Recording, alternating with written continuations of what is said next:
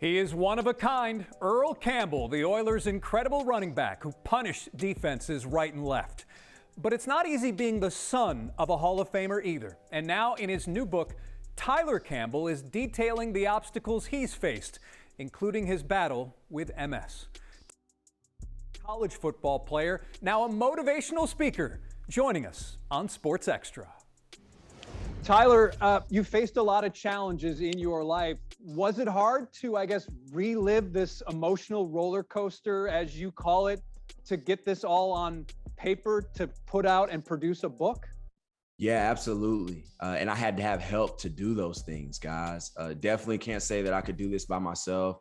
Over the time period, I had been going through therapy as well, because, living with MS, just somebody who's constantly aware of your overall mental health and that matters.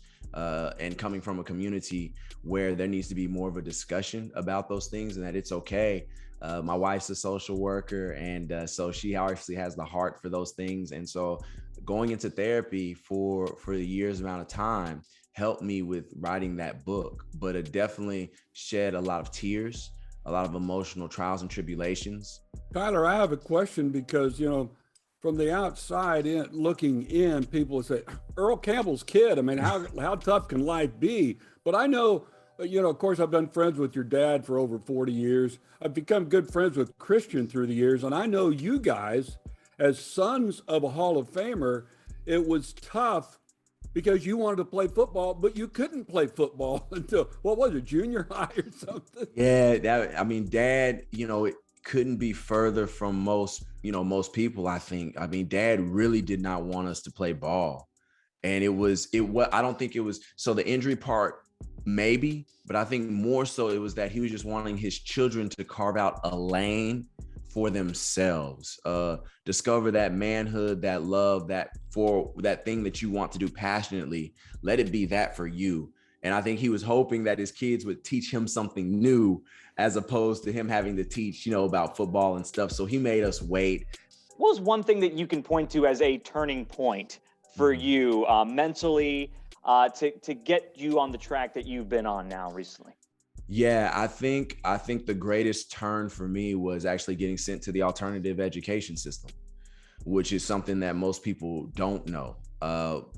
I was the ugly duckling in football. My brother had a very quick rise with success. For me, it took a long period of time. I was late puberty-wise behind a lot of my peers. I was a year ahead of what I was supposed to be. And when Rivals.com came back and I was the second rated junior running back in the 2003 junior class, that was special. The recruitment letters were special. You get a letter from Nick Saban at LSU, that was special. Tyrone Willingham from Notre Dame, that was special. So with that success, I was involved with underage drinking. I hadn't learned who I was. It was a method of escape for me. Didn't know how to handle attention.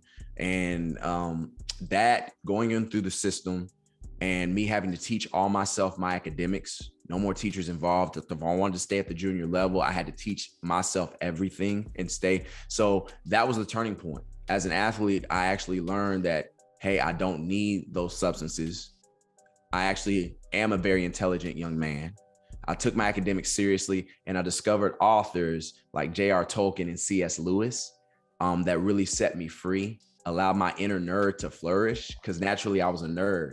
That just so happened to be good at football. But when I got good at football, I dropped the nerd bit. You know what I mean? And so that alternative system, it was grueling. It was terrible. I was sent there for underage drinking, but it also got me more in tune with myself. And then I stumbled upon a book called The Purpose-Driven Life by Rick Warren, and it changed everything for me.